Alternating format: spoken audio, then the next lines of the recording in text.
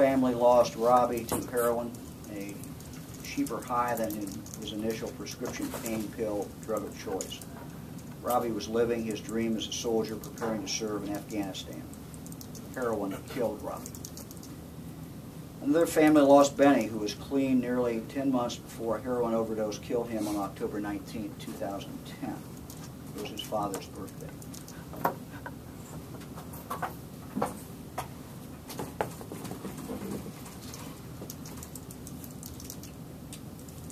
And then there's Marin.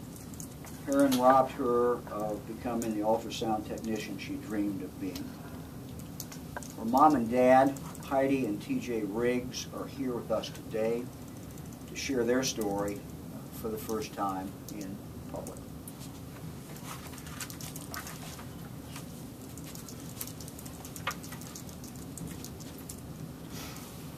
I would like to thank the Attorney General for having my husband here today.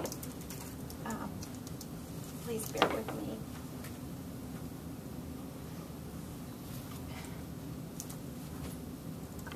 Marin was kind and caring and looked for the best in everyone.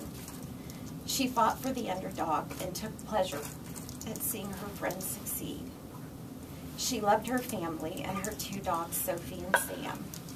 She was active in her community and in her school and was your typical American teenager who sometimes pushed the boundaries but always was accountable for her actions and appeared to learn from her mistakes. She had a smile that would light up the room and exhibited an undeniable passion for life. Marin was an excellent basketball player and golfer and was not afraid to learn new things and grow as an individual. She even entered the Miss Violet pageant in Pickerington, Ohio, and won the most photogenic. As for her relationship with her dad and me, there was never a conversation that was off limits. She could tell us anything. We were involved in the community.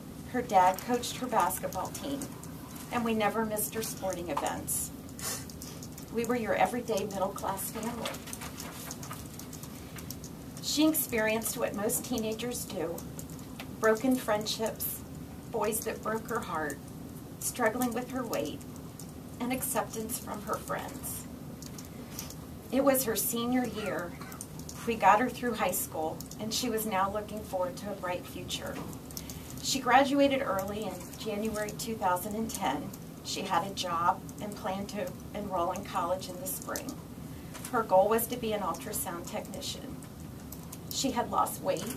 She seemed happy, which unfortunately included a boy we did not like, but thought it wouldn't last, and all the drama of high school was behind her.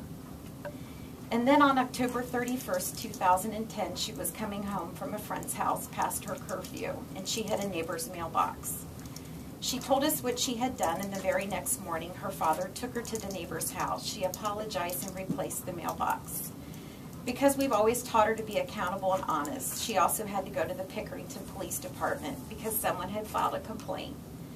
She confessed to hitting the mailbox, but charges were still filed for hit and run and leaving the scene of an accident. She went to court on November 18, 2010 and pleaded not guilty. She had never been in any real trouble before, but just a few speeding tickets. She had to submit to a drug test. The judge asked her if she would pass, and of course she was honest and said no. The shocking truth was she had tested positive for opiates. We thought, opiates? Our nightmare began. The boy we did not like had introduced her to a whole new group of friends, and she had been using heroin for 6 months. We thought heroin was a street drug, a junkie's drug. How did our daughter get involved with something like this in a community like ours? Part of her probation was attending treatment, which she did for 60 days. She returned home and seemed to be trying to put her life back together. But 30 days later, she relapsed, and her father found her on the bathroom floor, unconscious, blue, and not breathing. This happened twice, and they brought her back to life. But now she was using heroin intravenously. She came home from treatment in June of 2011 and was doing great. She was emotional and felt she had ruined her life and now had to find new friends, those living a sober life and attending AA meetings. She found a sponsor and was doing well, but according to her journals, in the back of her mind, she thought, I'm only 19 years old, what have I done? We kept telling her that she had her whole life ahead of her and that she could overcome this. We attended the parents' meetings in treatment and were concerned to learn that less than 50% of heroin users recover. We were scared, but we knew with our strong family and faith, Marin could become one of the success stories, and that years later, we'd look back on this as a horrible time in her life and in our families. We sold our house in Pickerington in 2011 and moved to Upper Arlington, Ohio. We thought a new start was good for all of us. Marin began a new job and seemed to be doing great. We were renting an apartment while our house was being finished, and although we worried about Marin every day and the possibility she would relapse, we had hope. Like the program teaches, one day at a time, and by now she had 6 months of sobriety. Marin turned 20 on January 15, 2012. And 2 weeks later, 2 days before we moved into our new house, our son found her on the bathroom floor. But this time we couldn't save her. And she died on January 28, 2012. Our story is to let parents know that this can happen to any family. It's not something that only happens to kids whose parents are uninvolved in their lives. It doesn't only happen to low-income families. And it isn't something that one can assume will resolve quickly. Heroin is readily available in every suburb, in every city, and every state, and can be had for as little as $10. It's an insidious and enticing drug that affects the otherwise intelligent children who sit at your family table.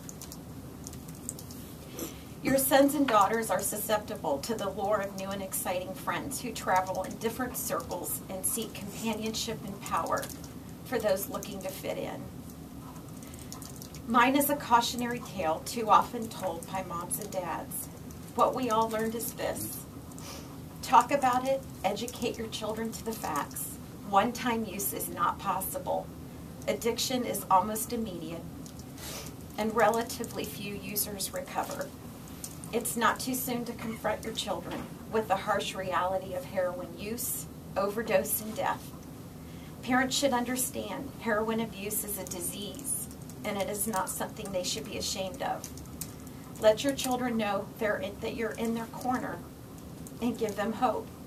Sometimes that's all they need to take the first step to recovery.